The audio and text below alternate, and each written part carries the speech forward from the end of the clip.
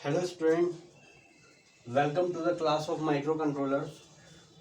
Next topic है आपका timer and counter operations in 8051। इस क्लास में हम बात करेंगे कि टाइमर और काउंटर किस तरीके से काम करते हैं, क्या क्या उनका काम है। तो सबसे पहले बात करते हैं टाइमर की। टाइमर एक तरह की आपकी क्लॉक यानी घड़ी है जो 0 से स्टार्ट करके ऊपर जाती है अपवर्ड्स, और टाइम जो है आपका वो टाइम इंटरवल को मेजर करती है। इसका मेन काम टाइमर का होता है मेजरिंग टाइम इंटरवल, या ये कह लीजिए एक तरह की स्टॉप वॉच है। स्टॉप वॉच एक घड़ी होती है जो 0 से स्टार्ट होके आगे का टाइम आपका, जब तक आप उसे रोकते नहीं हैं तब तक का वो आपको टाइम बताती है। तो ये टाइमर आपका कुछ उसी तरीके से स्टॉप वॉच की तरह से काम कर रहा होता है। अच्छा, इसका काम होता है कि स्पेसिफिक टाइम इंटरवल कैलकुलेट करना। मतलब जैसे स्टॉप वॉच में आप स्टार्ट करते हो तो वो 0 से जाता है और आगे बढ़ता चला जाता है। टाइम आपका कितना है, कब तक कैलकुलेट करता है, जब तक आप उसे रोक नहीं देते हो, या कोई प्रोग्राम है कि इसके बाद जो है वो रुक जाना चाहिए।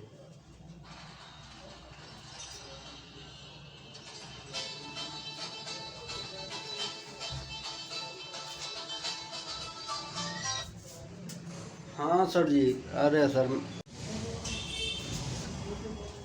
आगे बढ़ते हैं। अब बात कर लेते हैं काउंटर की। तो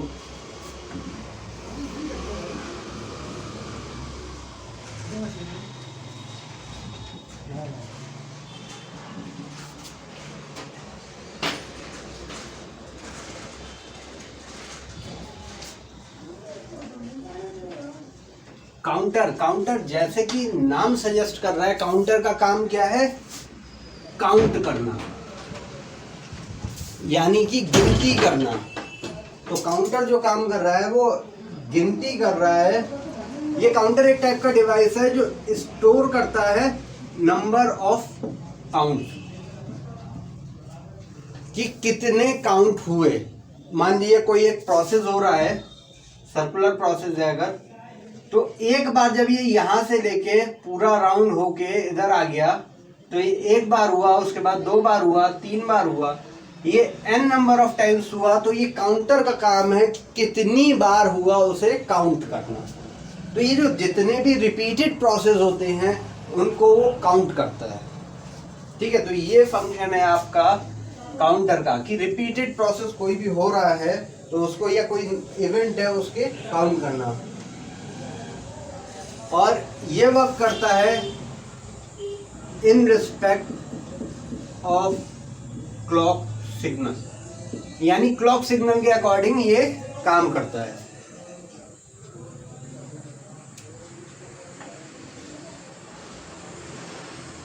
अच्छा, मोस्टली जो काउंटर्स होते हैं आपके इलेक्ट्रॉनिक्स में वो हम काउंटर्स यूज करते हैं। फ्लिप फ्लॉप्स आप पढ़ ही चुके होंगे पहले। तो काउंटर्स के लिए हम मोस्टली फ्लिप फ्लॉप्स का यूज करते हैं। तो ये है आपका एक काउंटर जिसका मेन काम है काउंट करना, स्टोर करना, समटाइम डिस्प्ले भी करना कि नंबर ऑफ काउंट्स कितने हुए। जो आपकी मशीन्स होती हैं उसमें वो नंबर ऑफ काउंट्स कई बार डिस्प्ले करता है कि इतने नंबर ऑफ टर्न्स हुए। आप देखते हो कि रोटेशन पर मिनट दे रखा होता है कि इतने रोटेशंस हुए। तो वो रोटेशंस कौन काउंट कर रहा है? वो काउंटर का काम है कि वो काउंट कर रहा है कि नंबर ऑफ रोटेशंस पर मिनट कितने हैं। तो काउंटर जो है वो आपको कैलकुलेट कर रहा है, उसके बाद बता रहा है कि रोटेशंस पर मिनट इतने हैं।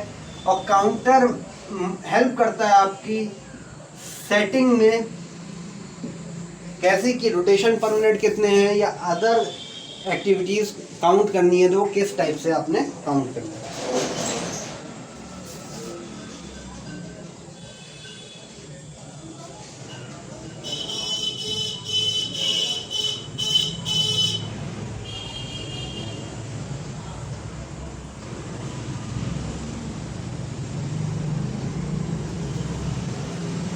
अब एक छोटा सा है कि डिफरेंस बिटवीन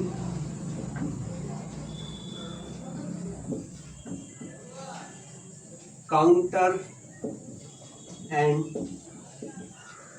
टाइमर।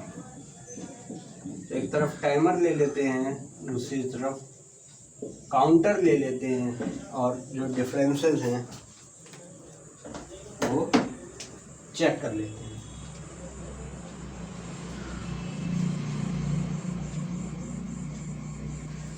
इसका है रजिस्टर इंक्रीमेंट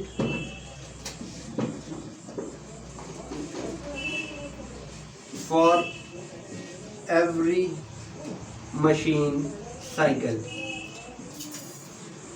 यानी हर एक मशीन साइकिल के लिए ये एक इंक्रीमेंट नोट कर ले रहा है।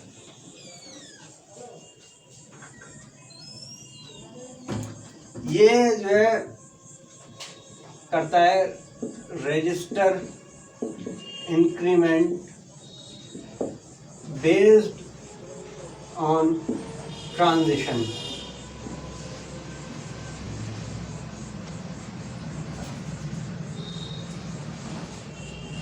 One two zero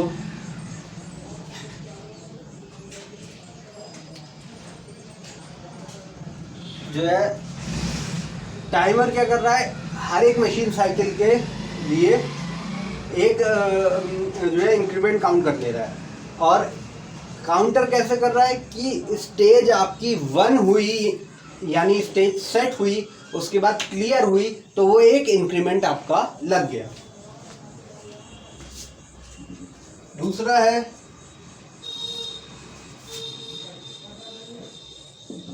maximum count rate is 1/12 of the oscillator frequency। मतलब मैक्सिमम काउंट रेट होगा आपका 1/12 ऑफ ऑसिलेटर फ्रीक्वेंसी। और यहाँ पर कितना है, maximum count rate is 1/24 of oscillator frequency। तो काउंटर का जो रेट है वो टाइमर के रेट से भी हाफ है।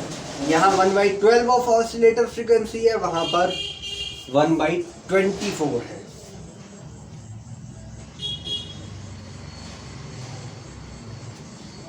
थर्ड है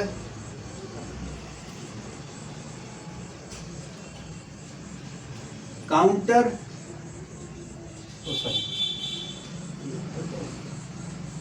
काउंटर नहीं, यहाँ टाइमर आएगा। Timer uses frequency of internal clock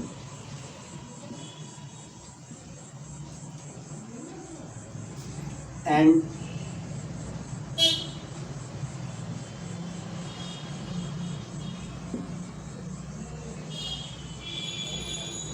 तो टाइमर क्या कर रहा है, इंटरनल क्लॉक की फ्रीक्वेंसी यूज कर रहा है और डिलेज जनरेट कर रहा है। और वहीं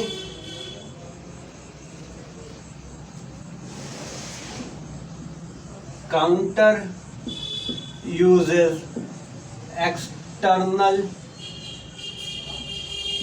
signal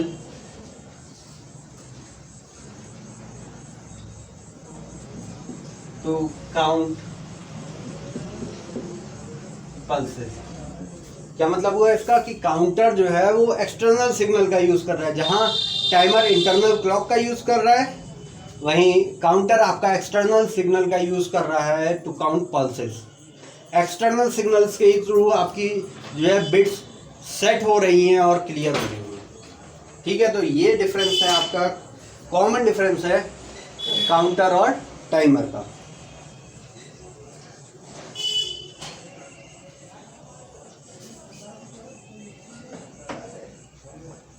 आगे बढ़ते हैं।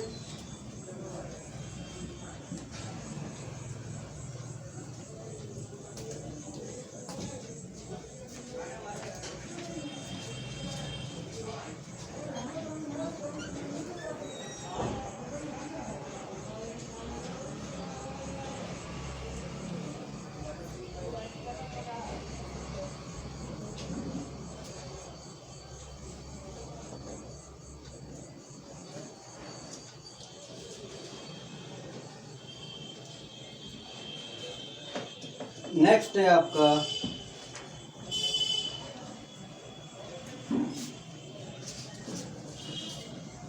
टाइमर्स एंड एसोसिएटेड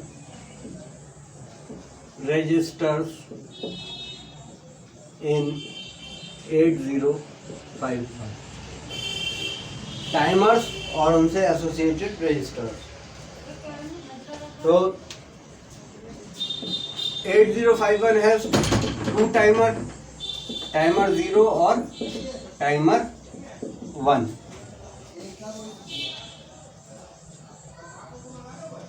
अच्छा, ये जो टाइमर 0 है और timer 1, they can also be used as event counters, यानी जो काउंटर्स के लिए भी यूज कर रहे हैं तो वो हम टाइमर 0 और टाइमर 1 को यूज कर रहे हैं। और ये दोनों ही टाइमर 0 और timer 1, these are 16 bit timers,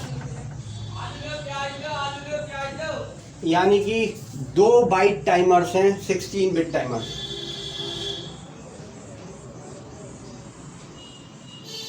और जो आपका 8051 का आर्किटेक्चर है वो हमेशा ध्यान रखिएगा, 8051 आर्किटेक्चर है वो 8 बिट आर्किटेक्चर होता है। तो हम कैसे यूज करेंगे 16 बिट्स को, उसे हम 2 हाफ में डिवाइड कर देंगे, एक लोअर बाइट और एक अपर बाइट, यानी 8 बिट्स आपकी लोअर बाइट में चली जाएंगी और 8 बिट्स आपकी अपर बाइट में चली जाएंगी। ठीक है, तो ये जो 16 बिट्स हैं ये डिवाइड हो जाएगा अपर बाइट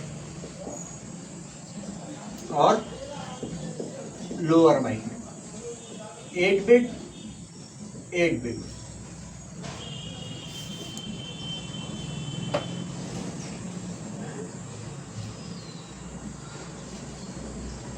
तो सबसे पहले बात कर लेते हैं टाइमर 0 का।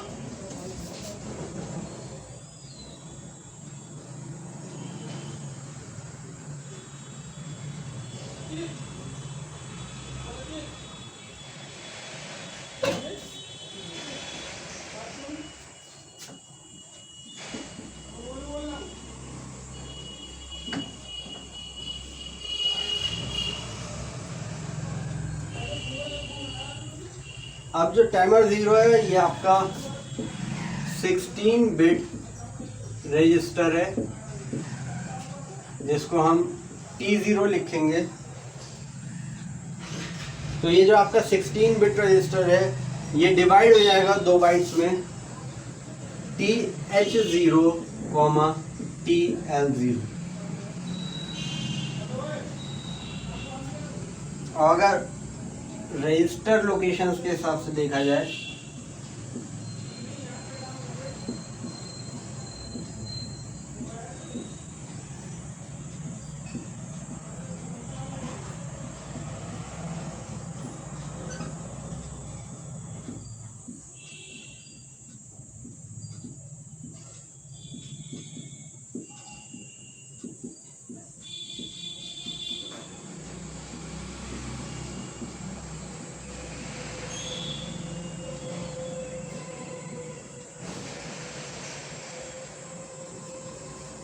तो ये आपके जो है जो बिट्स हो गए, इसमें हम पोर्ट 0 और पोर्ट 2 का यूज़ कर रहे हैं, और जो 16 बिट डेटा बस है उसका यूज़ किया जा रहा है। जो फर्स्ट 8 है ये आपका TL0 हो गया, और ये आपका TS0 हो गया। यानी जो first 8 bits of data bus हैं जो आपकी पोर्ट 0 की हैं, सॉरी पोर्ट 2 की हैं, तो उनको हम जो है टाइमर का लोअर बाइट की तरह यूज़ कर रहे हैं, और बाकी 8 बिट्स को हम टाइमर के हायर बाइट के लिए यूज़ कर रहे हैं।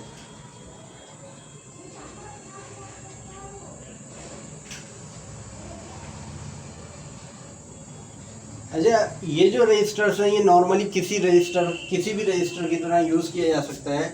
अगर हमें कोई जो है कोड मूव कराना है तो देखिए कैसे करेंगे। Move TL0, #4H।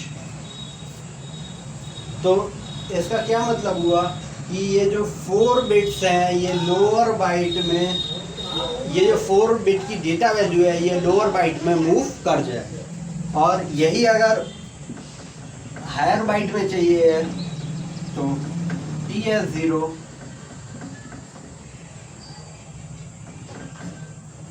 तो ये वैल्यू कहाँ मूव कर जाएगी, ये हायर ऑर्डर बिट में मूव कर जाएगी।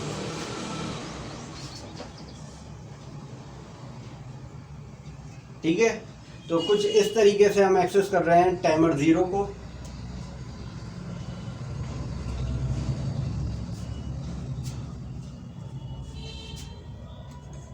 आगे बढ़ते हैं, नेक्स्ट बात करते हैं टाइमर 1 की।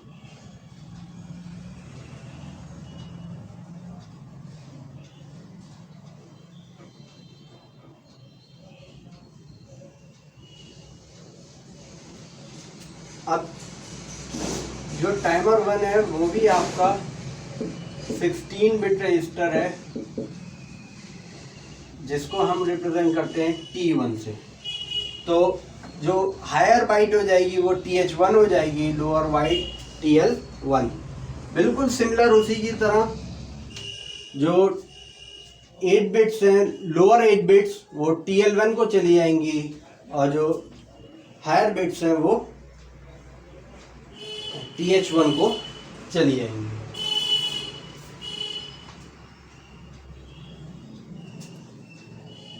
तो सिमिलरली अगर कोई डेटा इसमें जो है कॉपी कराना है हमें, तो जैसे हम लास्ट वाले में कर रहे थे, मूव स्पेस TL1, ये हैश कल भी हमने बात करी थी कि डिटरमाइन करता है, ये डेटा वैल्यू है, और H रिप्रेजेंट करता है हेक्साडेसिमल।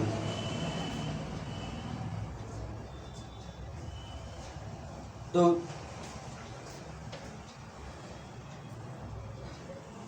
बिल्कुल सिमिलर है, जो है first 8 bits of data bus वो लोअर के लिए, और अपर 8 बिट्स वो आपके हायर के लिए। एक और होता है आपका टाइमर मोड रजिस्टर।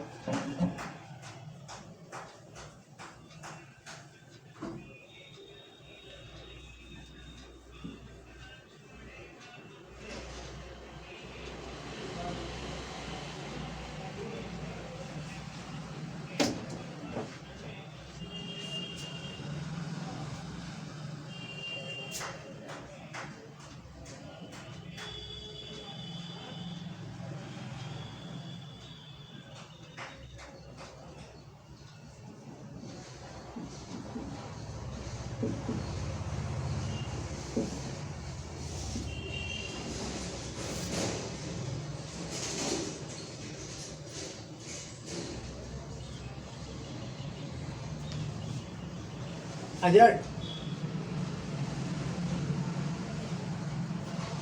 जो टाइमर 0 है या टाइमर 1 है वो सेम 8 बिट रजिस्टर्स को यूज़ करते हैं। जो हमने अभी बात करी थी कि सेम 8 बिट रजिस्टर्स को यूज़ करते हैं, चाहे वो जो है पोर्ट 0 पे लगा हुआ कोई रजिस्टर हो या फिर पोर्ट 1 पे। तो जो टी मॉड है ये भी एक 8 बिट रजिस्टर है और इसकी जो है lower 4 bits are reserved for T0, upper 4 bit are reserved या फिर यूज्ड बाय T1।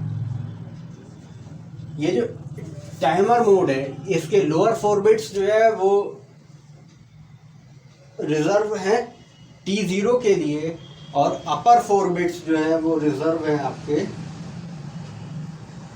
जो है T1 के लिए। अच्छा, कैसे करके हैं वो देख लेते हैं।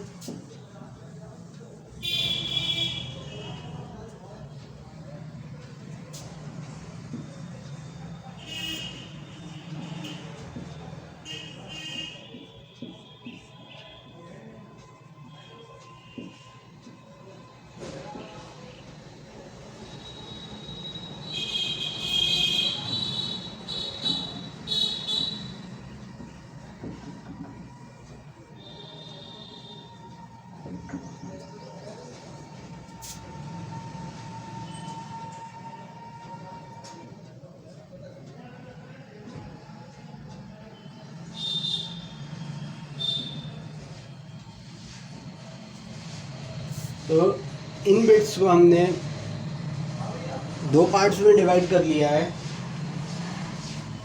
ये 4 अपर बिट्स हो गई जिसमें आपका मोड के लिए हैं 2 ऑप्शन, मोड 1 और मोड 0। ये आपका CT हो गया, counter timer select bit.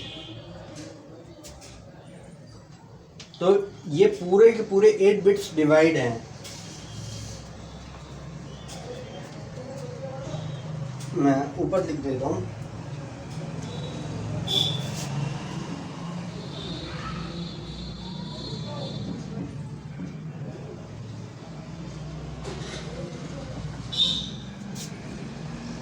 M0 हो गया आपका मोड बिट 0, M1 हो गया मोड बिट 1 और CT हो गया आपका क्लॉक या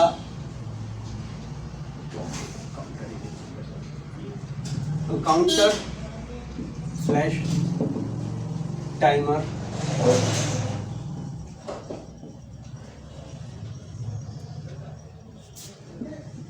select bit.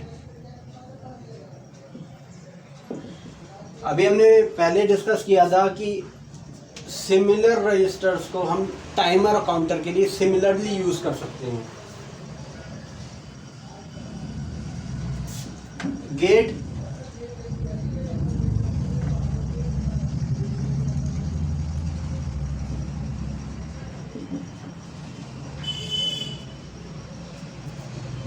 the timer only runs when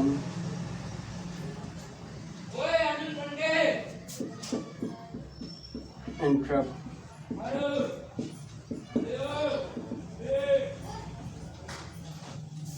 जब सेट होगा तो इसका मतलब 1 है या हाई है।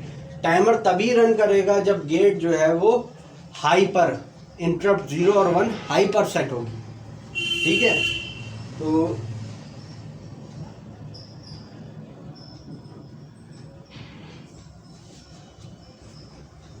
ये आपका जो है जो टी मॉड रजिस्टर है वो किस तरीके से काम कर रहा है वो हम डिस्कस करते हैं। अब इनके फंक्शंस जो हैं गेट वगैरह के वो देख लेते हैं।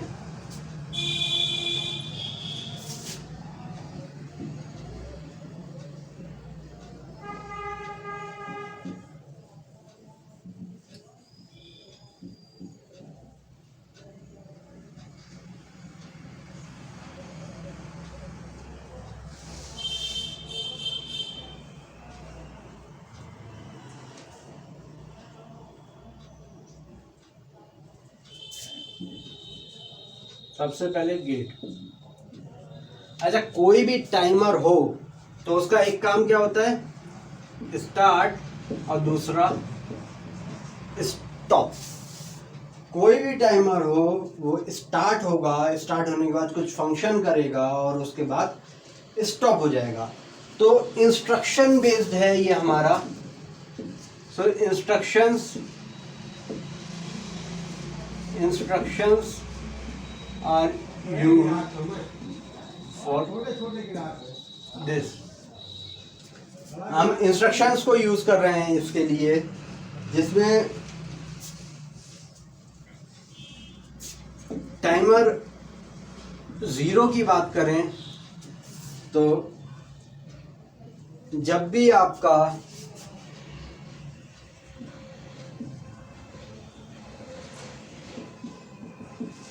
सेट बी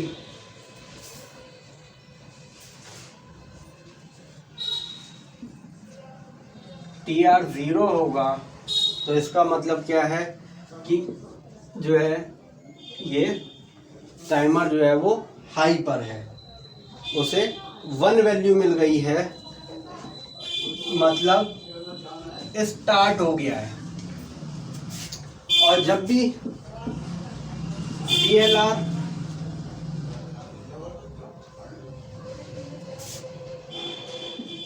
TR 0 हो जाएगा तो मतलब ये लो पर आ गया, यानी कि इसको इंस्ट्रक्शन मिल गया स्टॉप के लिए। ऐसे ही अगर टाइमर 1 की बात करें तो सेट बी TR 1,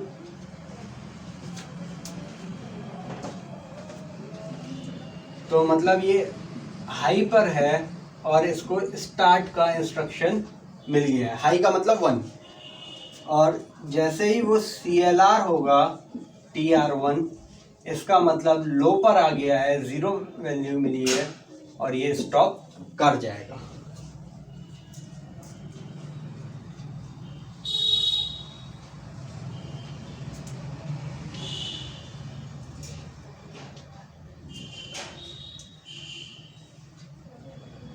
तो सेट बी का हम यूज कर रहे हैं स्टार्ट करने के लिए और CLR का यूज कर रहे हैं हम स्टॉप करने के लिए।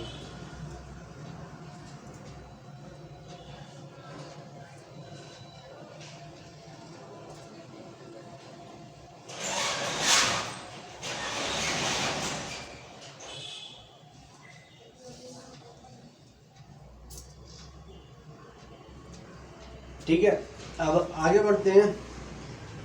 गेट के बाद हम काउंटर या टाइमर या क्लॉक टाइमर की बात करते हैं।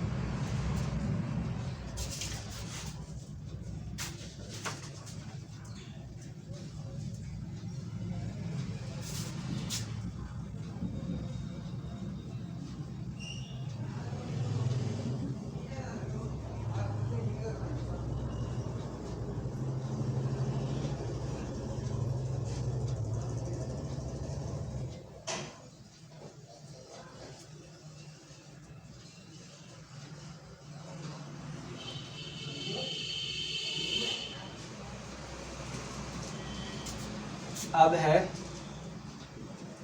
क्लॉक या टाइमर या काउंटर, जो भी है C/T। तो टीमोड रजिस्टर जो है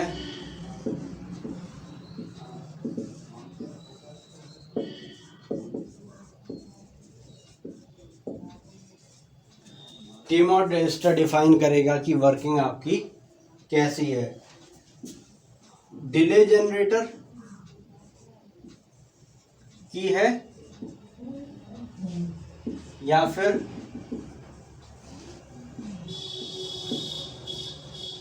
इवेंट मैनेजर की है, कोई इवेंट काउंट कर रहा है या टाइमर रन कर रहा है, उस तरह की है।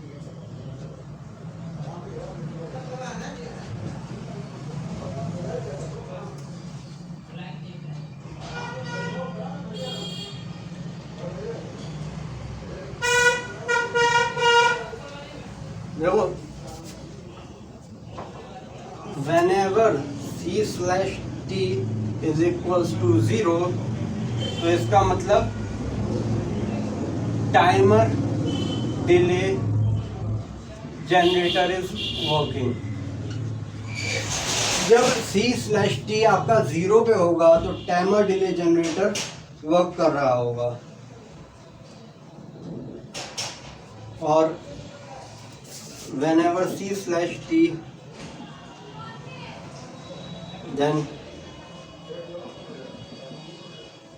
event manager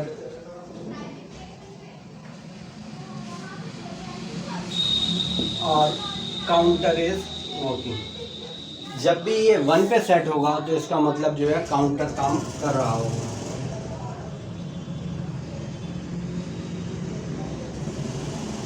अच्छा, जो क्रिस्टल फ्रीक्वेंसी है आपकी वो होती है, ये आपका जो है फ्रीक्वेंसी होती है, और जो टाइमर की फ्रीक्वेंसी है वो कितनी है, 1/12 ऑफ दिस, ये मेगा हर्ट्ज में। और काउंटर की फ्रीक्वेंसी